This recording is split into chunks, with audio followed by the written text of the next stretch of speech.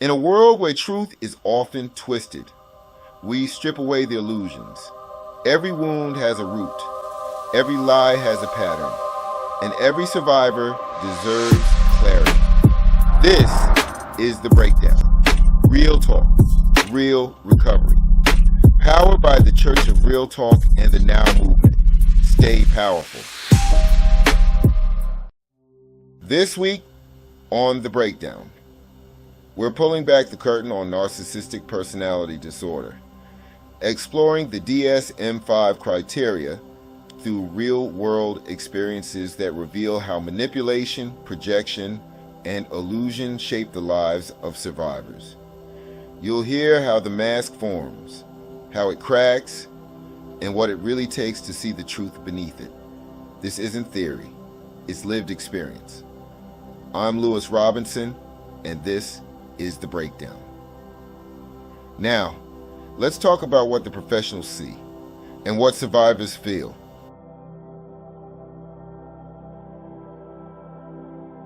The DSM-5, the Diagnostic and Statistical Manual of Mental Disorders, 5th edition.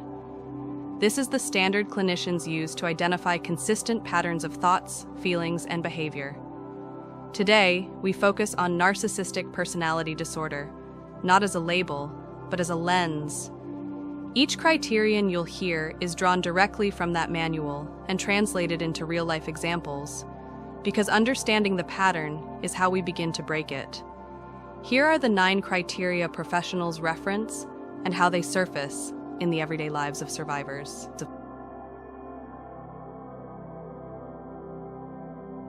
Criterion 1, grandiosity, an exaggerated sense of self-importance. The narcissist often builds an inflated image to hide their insecurity, expecting admiration for things they haven't earned. In hindsight, when I first met her, everything seemed like a highlight reel. I soon found out that what I thought was confidence was actually just a performance. When we find ourselves in relationships with narcissists, we see the whole competition thing. Everything that it's like that old song by the Alcoholics. Anything you can do, I can do better. This is how they fill the emptiness within them. And what happens is at first you look at it and they say, oh, they're trying to do what I do. Oh, they're mimicking me. But that soon turns into, oh, I can do this better than you. I remember one time, this is when I first should have caught the red flag, but I didn't for whatever reason.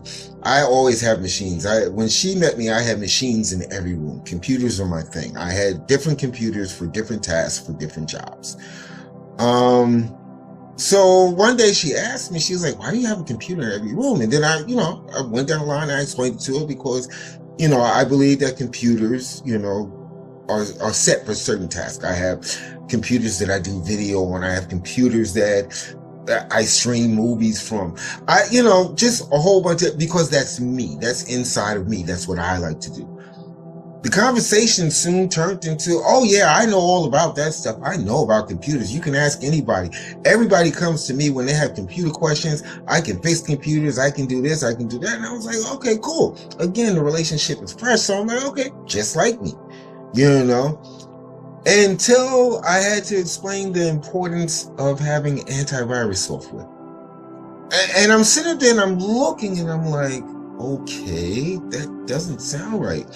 And this kind of spiraled into anything you can do, I can do better. And it made me feel a little uncomfortable because you don't want to be in competition with your mate. Not friendly competition. I'm talking about head-on competition. 2 football teams against each other. And I'm like, this is kind of wrong. One day we're talking about what I did in the military. And I guess that opened the door to say, oh yeah, I should have just finished school and I was going to be a paralegal. I would have been trying cases by now. Oh, you was going to go get your law degree? No, paralegals can do that. And I'm looking, I was like, no, paralegals don't do that. That's not their job description. That's not their role.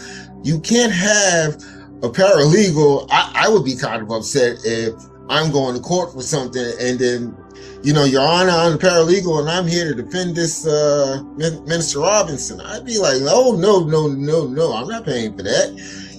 And then I'm trying to explain to her in a calm way, and she's getting more and more upset to where I just had to pull up the description, the job description. I think I went on Indeed, and I was like, this is what paralegals do. Then the rage, you can't tell me, you didn't go to school for it. I don't care what that says. And I'm like, okay, whatever. It's not my job. I didn't go to school to be a lawyer or a paralegal. It doesn't really matter. But this is the problem. This whole I'm above everyone, I can do everything better than everyone, I am the best at everything, it becomes dangerous. Okay, because two things happen.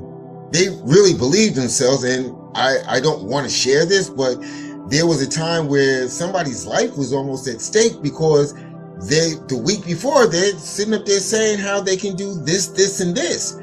When the time came, they're panicking, running around in circles, where I had to jump in. And this is just one of the dangerous aspects of this, because even though they're mimicking everyone around them just so that they can feel superior, they don't have it inside of them. And then when they figure out they don't have it inside of them, what happens is either someone becomes, like I said, they get in danger because of it, or they get mad at you for what's lacking inside of them. And this is definitely going to take a toll on the relationship. It's going to take a toll on you, because what happens is you start to shrink yourself. You start to mentally, you say to yourself, you know what? Hey, if you can do this better than me, have at it. It's crazy, because at the very end, when everything is said and done, every time you shatter their false ego, you become the villain. They start to hate you more and more and more. And it's not because of something you did, it's because of something they don't have inside of them. And I think that kind of breaks down criterion number 1. Criterion 2, a preoccupation with fantasies of success, power, brilliance, beauty, or perfect love. They live inside the illusion of greatness, always chasing the next spotlight to fill the emptiness within. You know what? I just realized something. There's a difference between dreaming big and living in a complete fantasy. It's crazy, because everything for her needed to be larger than life. She needed to be larger than life. I mean, at first I kind of ignored it, because I was like, everybody thinks that way. It's like, let's take gambling in the lottery. She really felt that it was her birthright to win the lottery, which led into gambling problems, because she felt it was her birthright to hit the big jackpot. Yeah, somebody's got to win it, but you don't sit at a table or sit in front of a slot machine and say, I'm going to hit the jackpot this time, because, hey, that's my destiny. That's why most people look surprised when they hit. It's like, oh, it happened to me. But she thought it should happen to me. And that was the beginning of many, many problems. The whole larger than life outlook, almost like that song Big from the 80s, Big Time. It began to be, I used to view her, in fact, I used to joke about it. I used to say, you live out your life like it's I Love Lucy episode. Always with the harebrained schemes, but no clue on how to make it work. But more importantly, not putting in the work to make it work. An idea of it every day, oh, I think I should do this. After a while, I just said, great idea. Let me know when you get it done.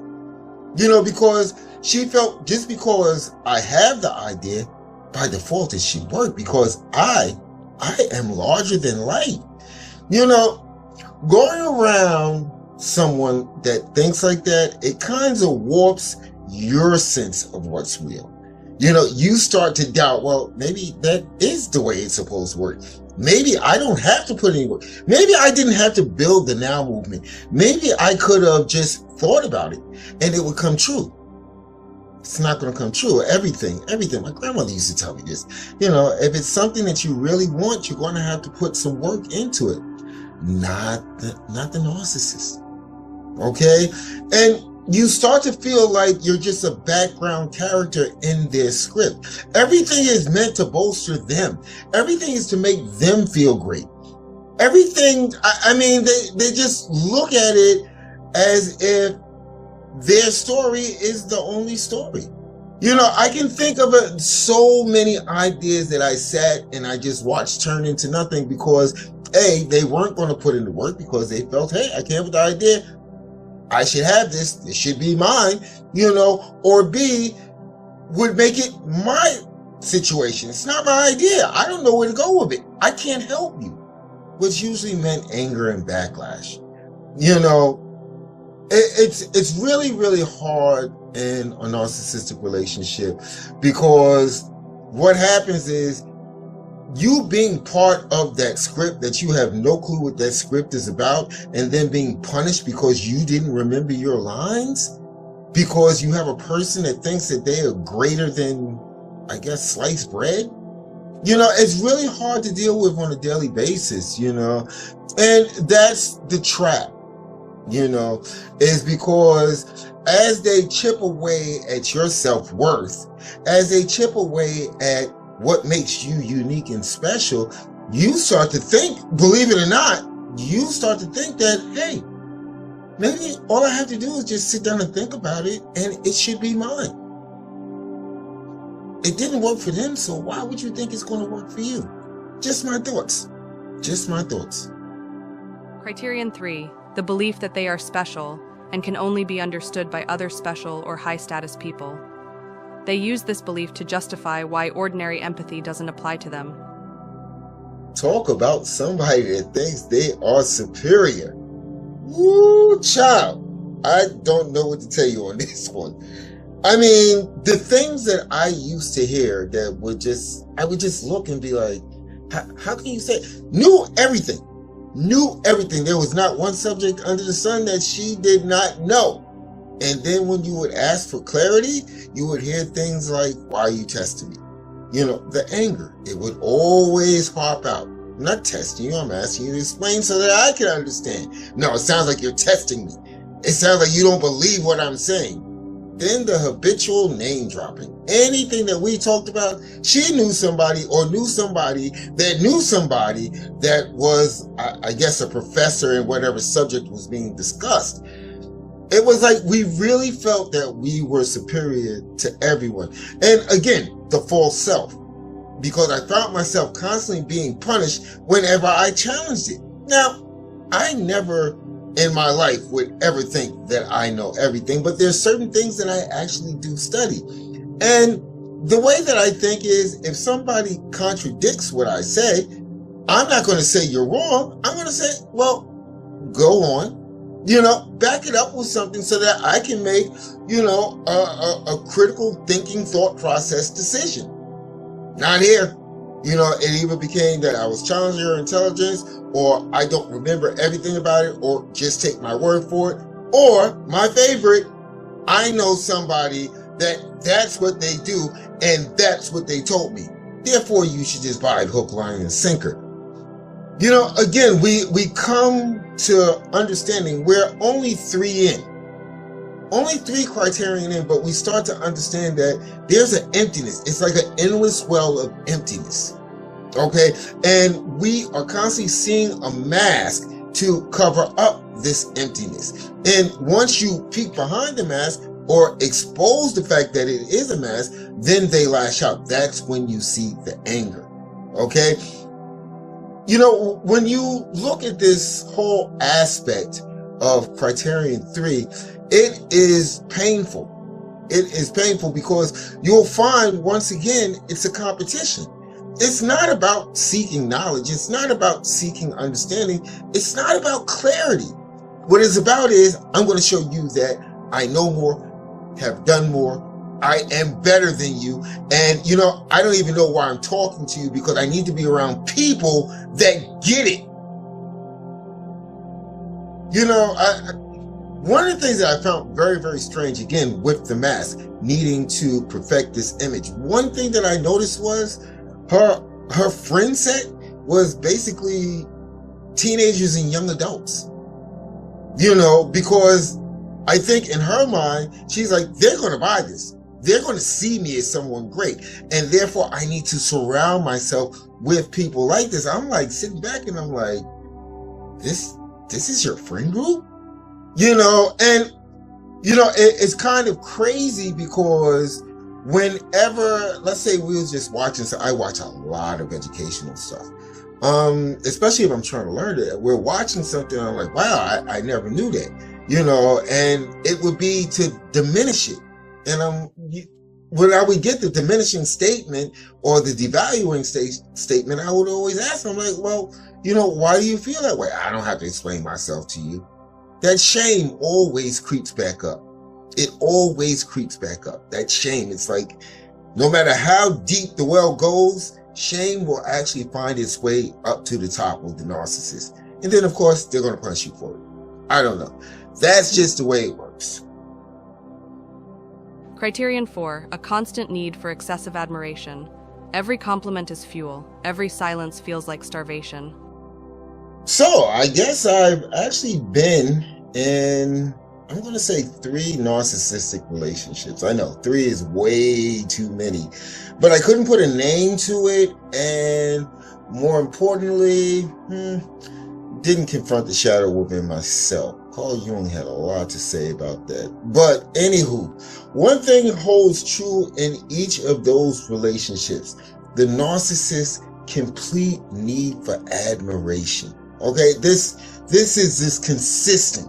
Okay, because they feed off of admiration. Have you ever been in like a heated argument in the car with your narcissistic abuser, and as soon as you get there, it's like change up 180 degrees. They're smiling and greeting everyone, and you know, they're telling everyone about their accomplishments, and they're just feeding off of it. You would think that a red carpet just rolled up to the car and just welcomed them out.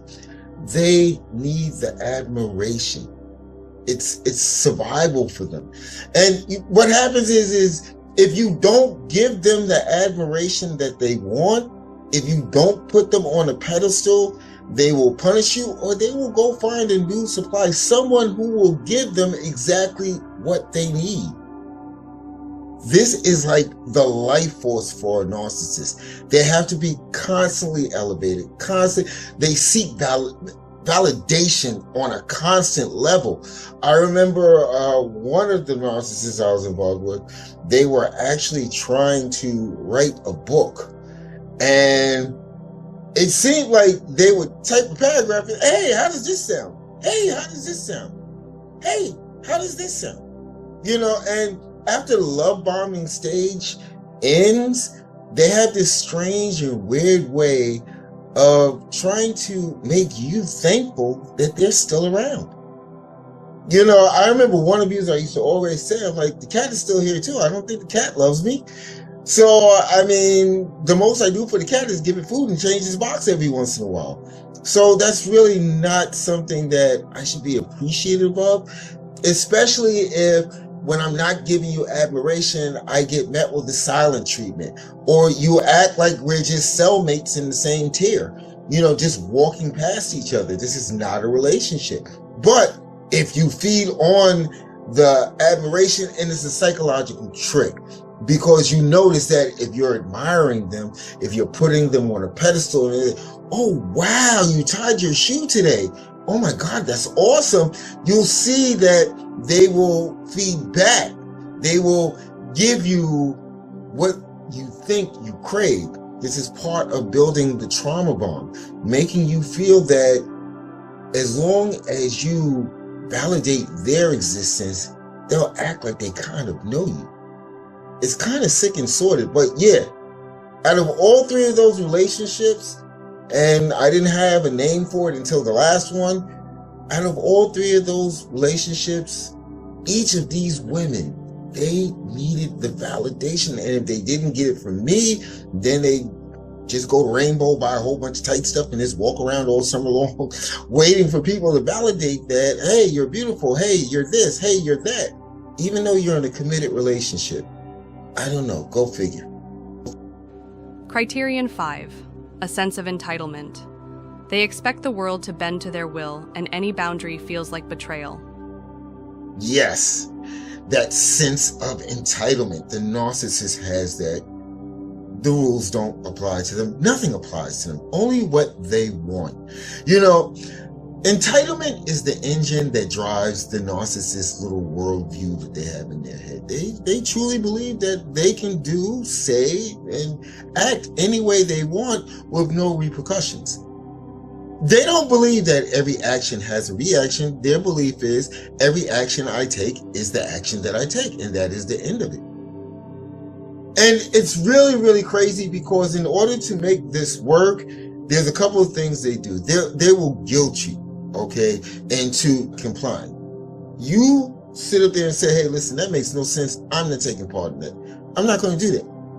The next thing that you will probably more than likely hear is, well, I guess you don't love me.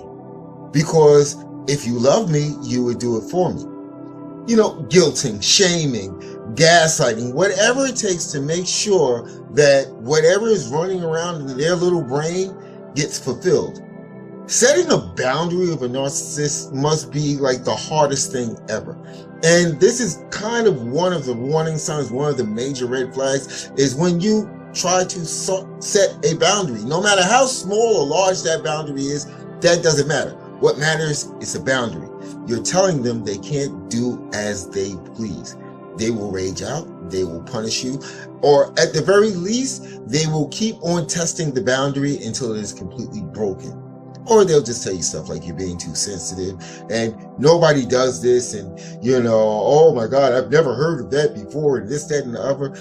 Is because they feel entitled.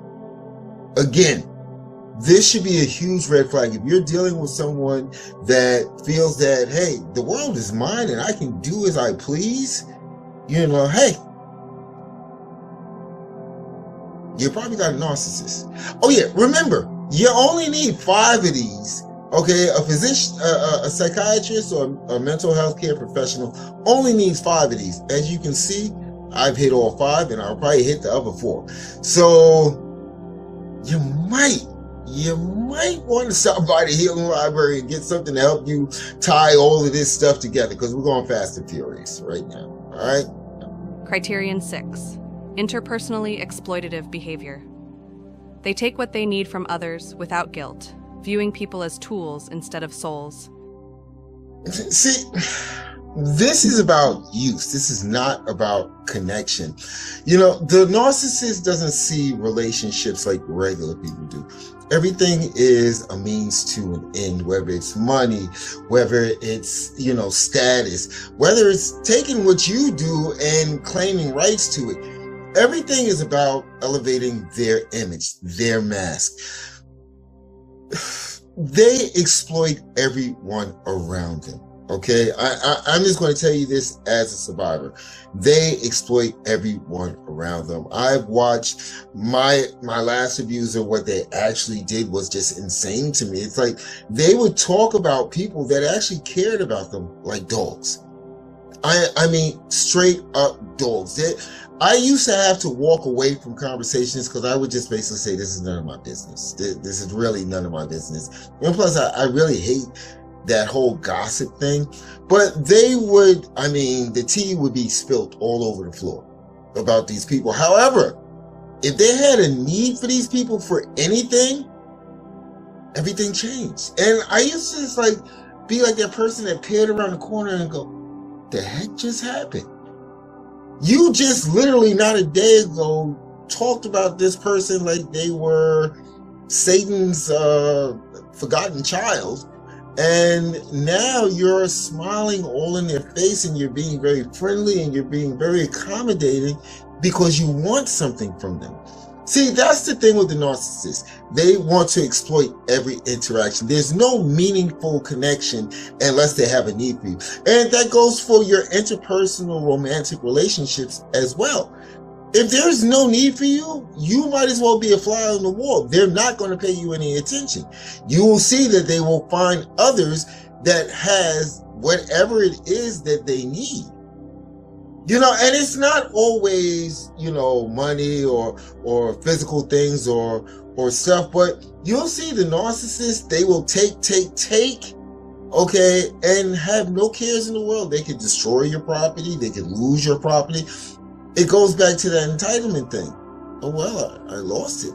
Yeah, I know it was yours, but hey, what can I do about it? There's no accountability whatsoever. And that's really crazy about this criterion. And looking back on those three previous relationships, I'm like, wow. And as survivors, you start to look at how much have I given up, not just emotionally, not just from that withdrawing from your emotional account. It's just like all the things that you actually gave up in the name of perceived love. And the narcissist always plays with it. Like I said, I watch them treat their people like, I'm like, but you was just talking about them like they were scum of the earth. How could you put on a spot? And the thing that makes it so crazy is when they're in exploitation mode. Okay, you would think that they was the most sincere person on the planet. It's insane. It really is insane. I'm going to have to make a video. I don't know. But on to criterion number 7. Criterion 7, a lack of empathy. They cannot truly feel another person's pain, only how that pain affects their control. Ooh, criterion number 7. That's the one that did it for me. That is the one that I think every narcissistic relationship I've been in is actually hit me to the core where I'm like, what the hell is wrong with you? It's strange because I remember at the end of one narcissistic relationship, I used to always ask them, like, you have the empathy of a dead mouse. What's going on inside of your head? You care about nothing but yourself. Little did I know that was the truth. Narcissists have a very low to no empathy whatsoever to anyone else's problems except their own. I wrote this down. This is the emptiness behind the mask. For narcissists, other people's emotions are data points, not shared experiences.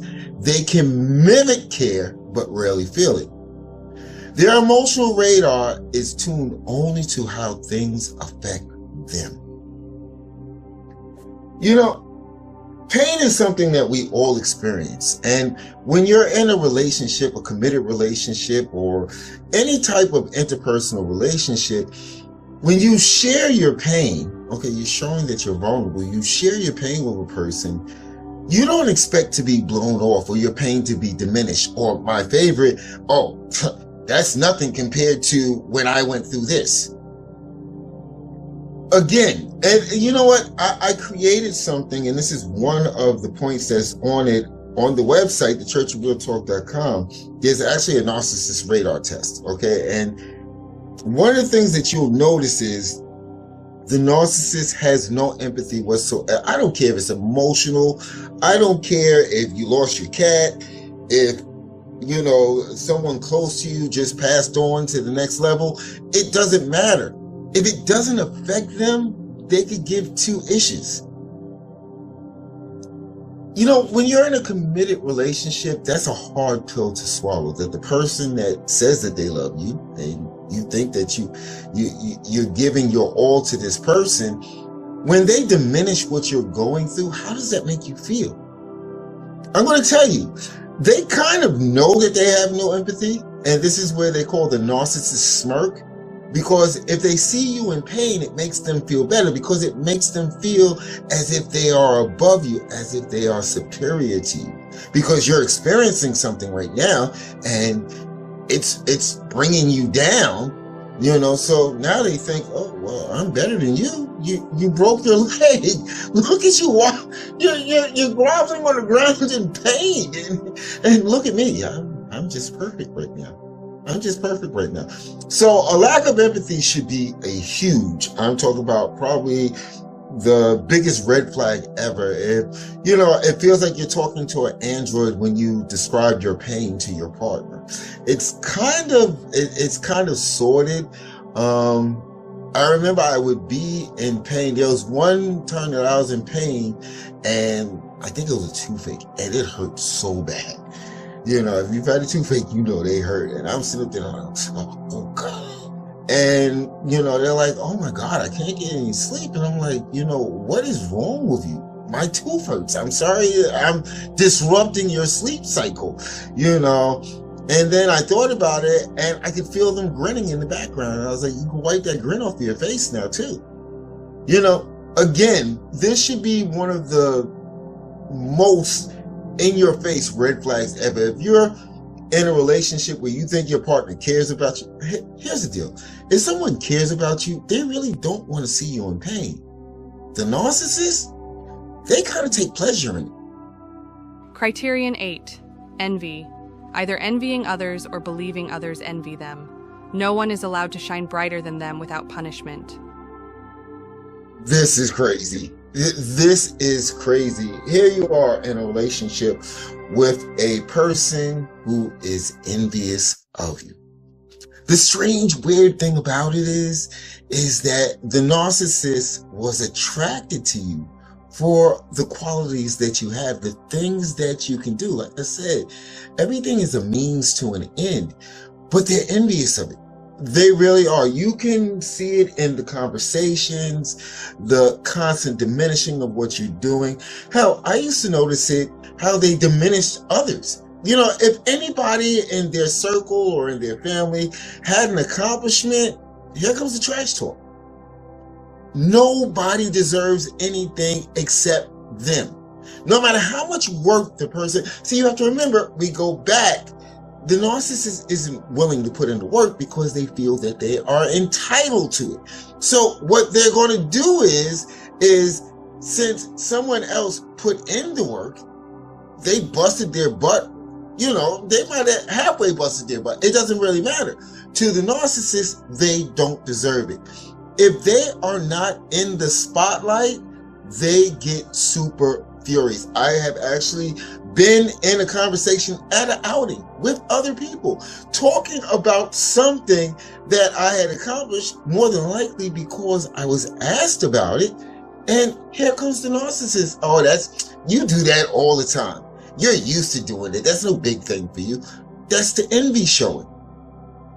Again, it feels really strange to be in a relationship that you think is a committed relationship, where you think that you love each other, where this competition thing, and every time you do something, it's a problem. And psychologically, that wears on you. That wears on you because once you get to the chaos eggshell stage, you don't want to do nothing. You don't want to do anything. There were times where, the big thing was, social media, get a presence, get people to view what you're doing. That's the thing nowadays. That's what everyone wants to do. They want to be an influencer. So they had the same goal. So I'm like, cool, you do your thing, I'll do my thing. Let's make it work. In fact, there was a time period that, due to the fact that they were having so much problems with their family, at least I thought they were, I said, let's change the narrative. So I came up with a project and brung them on. Okay? In the middle of the project, now we're having problems. Oh, you talk too much. Oh, you do this. You do. Well, every time I pass it over to you say you don't have nothing to say. What am I supposed to do? Sit here in silence? See, what happens is they can't stand anyone to shine brighter than them. And here's the deal. This is not me being bitter. This is not me being upset because, like I said, 3 of these. So it's not about that. It's just for the fact that if you're trying to help someone, if you're trying to assist someone using something that's inside of you, which I feel that most couples should do if you're in a relationship. If I have a tool set that can enhance what you're doing, and you have a tool set that can enhance what I'm doing, why not do it together? Okay? But once again, it's that emptiness inside of them. Once they realize that they never had any tool set to offer, Okay, again, everything is transactional for them. So they had nothing to offer from the beginning, so they get angry at you because you're being your authentic self. See, there's no authenticity inside of the narcissist. I have heard them bash family members, and it's like, well, they put in the work. I mean, why can't you be happy? Oh, they don't deserve it. Then it becomes a victimhood stories. You know, everybody gets a break except me. You know, everybody supports this person over me. Well, that, to me, that tells me to try harder. You know, then I get punished for even saying it, because that's the way I truly believe. You know, we go back to the front of the ranch. You know, anything that you really want, you're going to have to put some work into it. If you refuse to put the work into it, why would you complain about someone that actually put the work into it and made it happen? Why would you feel envious or jealous of that person? It's crazy. Let me just read this real quick. This is where insecurity masquerades as superiority. Envy is the engine of comparison. It fuels every false performance. When they see your growth, they feel attacked. When you struggle, they feel affirmed. To protect their fragile ego, they rewrite reality. This is the narcissist way. And here I am, 8 for 8. I don't know. Can I get through 9? Criterion 9. Arrogant, haughty behaviors or attitudes. The mask of superiority hides the fragile truth they can't bear to face. Okay, here we go. We're closing it out. Number 9. Number 9, this is where the narcissist is actually in God mode. They're beyond reproach. Nothing can touch them. Everything is the way that they want it to be. There is no other way. There's no boundaries. They are literally just, everything is about them. But this is a performance. The world is a stage for the narcissist. When I broke free from my chains, when I saw past their mask, it seemed so strange that I could literally almost see when they would switch one mask on and put another mask on and switch another mask for another mask. You know, depending on who they were dealing with, depending on her needs, what she needed from that person. It was just like Phyllis the cat, just like a pocket full of masks. However, with me, since I saw past the mask, oh no, that was just rage. That was, I hate you. I want to do everything in my power to break you because you know too much. I wrote this down.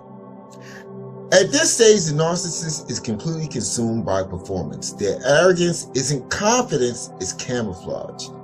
Because to admit humility would mean confronting the truth they run from all along. They don't believe they're enough. Think about that for a second. Through all the ups and downs and everything else, I had to realize that it really wasn't me. It was nothing that I did wrong. I did everything that I thought I was supposed to do right as far as being an empath. I wanted to fix this person. I wanted the person back that I met during the love bombing stage.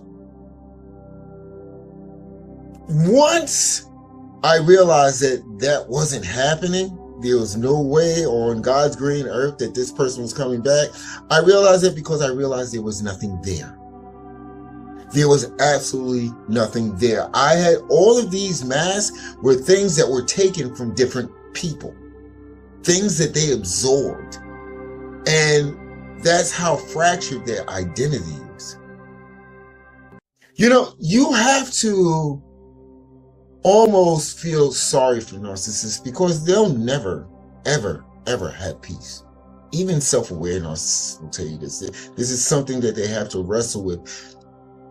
I mean, as far as I spoke earlier about Carl Jung and the shadow, yeah, you know, empaths go through the same heartbreak, the same bad childhoods, the same problems that the narcissist goes through. But we try to make sure that we try to be fixers. We try to be healers. And sometimes the narcissist realizes this. Sometimes what the narcissist does is they let us think that we're healing. They let us think that we're helping so that they can continue to destroy us. This is why it hurts so much.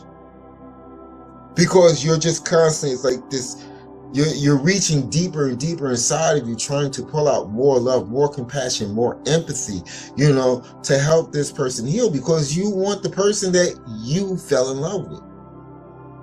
But once you realize that you didn't fall in love with a person, you fell in love with a performance. As a male, we don't go to the Beyonce concert and get to take Beyonce home, because we understand it's a performance. Okay? So this is how you have to look at what you thought was your relationship. It wasn't a relationship. It was a performance. It was a transaction. They put on the mask that was needed to get what they needed from you, which is usually a part of you, something that they admire. However, what happens is they find out that that thing that they love about you probably took forever to be a part of you. It took all the experiences that you went through in life for that thing to be a part of you, and they can't take that from you. So since they can't take that from you, since they can't copy you, since they can't be you, they have no other choice but to destroy you. There will be no other God before me. That's a strange thing, strange concept to think of. It really is. Well, we broke down the DSM-5. We went through all 9 points. I have had all 9 points in my life. I'm not really happy about that. But you have to begin to heal the thing within yourself, because more than likely, if you're in a narcissistic relationship, I can guarantee you're an empath, and you've got to heal that broken thing inside of you. As human beings, we all have a shadow that we're dealing with. You need to confront that shadow. You need to find a way to embrace that shadow. So that way you can stop falling into these relationships. You don't even have to get to number 3. If you're in one, this could be your last one, as long as you look deep within yourself and basically confront the shadow. That thing that makes you want to go out there and fix everybody, sign those contracts that basically say, hey, listen, I'll let you abuse me and do what you want. Just let me try to fix you. With that being said, thank you for joining me for the breakdown. Okay, we're going to be back next week for Survivor Story Saturdays. But thank you for joining me for the breakdown. And, shoot me an email if there's something that you want me to talk about, domestic narcissistic abuse, or anything that's going on in the Now Movement. With that being said, Minister Robinson, Church of Real Talk, founder of the Now Movement. And you already know, love you guys. These 9 traits are not just words on a page. They are patterns that destroy families, silence survivors, and rewrite reality. But awareness is the first step toward freedom. When you can name the wound, you can start to heal it. The mask may look powerful, but truth always outlasts illusion. Stay powerful, and remember, understanding is how we break free from the chains.